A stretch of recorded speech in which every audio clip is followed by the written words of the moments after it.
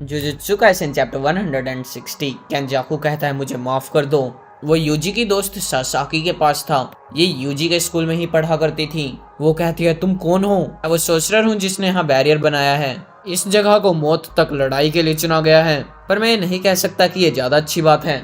Sasaki कहती है मौत तक लड़ाई? क्या तुम ये मेरे घर के बाहर कर सकते हो? ओ तुम फनी हो। इस जगह के पास ही पुराने जमाने में एक एग्जीक्यूशन ग्राउंड था। वहीं पर ही इस बैरियर का सेंटर है जिसका रेडियस लगभग 5 से 6 किलोमीटर है। इस बैरियर को बनाने में मेरी बहुत मेहनत लगी, इसलिए मैं इस पर ज्यादा कंडीशंस नहीं रख पाया। जो लोग इस बैरियर में पहले से ही थे उन्हें एक मौका दिया जाएगा। अगर तुम चाहो तो जब तुम उठोगी तो इस बैरियर के बाहर होगी। तो तुम क्या चाहती हो? जब मैं उठूं क्या एक सपना है? ये सपने और हकीकत के बीच की दुनिया है, द कॉस्ट रियल। और यहाँ पर ध्यान से चलना, वहाँ पर बहुत से लोग हैं जो तुम्हें मारने के लिए तैयार हैं। केंजाकू उसका हाथ पकड़ के उसे बैरियर के बाहर ले आता है। उस बैरियर के अंदर एक बहुत ही बड़ी कॉस्ट स्पिरिट थी। और हाँ, मैं एक बात कहना भूल गया, मेरे बेटे के साथ अच्छा बर्ताव करने के लिए थैंक यू। सासाकी की आंखें खुलती है। कोई कह रहा था सासाकी। ओ इगुची।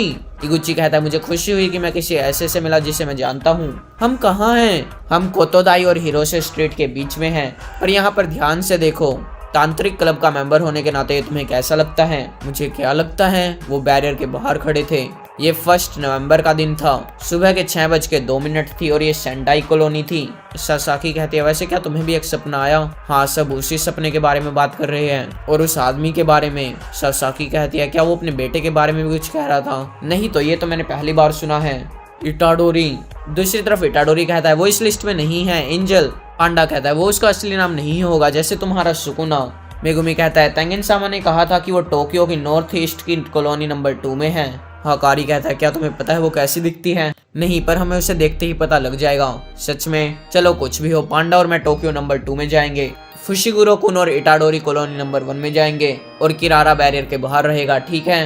इन्हें देखकर लगता है कि यहाँ पर काशिमो ही सबसे स्ट्रॉन्ग होगा, इसलिए मुझे उससे लड़ना चाहिए। किरारा कहता है क्या तुम मुझे भाग छोड़ रहे हो? पांडा तुम्हारी नाक अच्छी है, इसलिए तुम एंजल को ढूंढने पर फोकस करो। हमें ओकोत्सु से कोई भी मैसेज नहीं आया, इसका मतलब हम बैरियर के अंदर मोबाइल्स का इस्तेमाल नहीं कर सकते, इसलिए किसी को तो बाहर रहना पड़ेगा। किरारा कहता है ठीक है। इटाडोरी कहता है पर ये ठीक रहेगा अगर फुशिगुरो और मैं अलग अलग कॉलोनी में हो। चुप रहो। चुप रहूं? हमारे तीनों सीनियर्स के रोल नहीं बदले जा सकते, इसलिए सेल्फिश मत बनो। वो दोनों इस बात पर लड़ने लगते हैं। पांडा कहता है लड़ो मत। 12 नवंबर के दोपहर के 12 बजे थे। हमें टोक्यो का सीन दिखाया जाता है।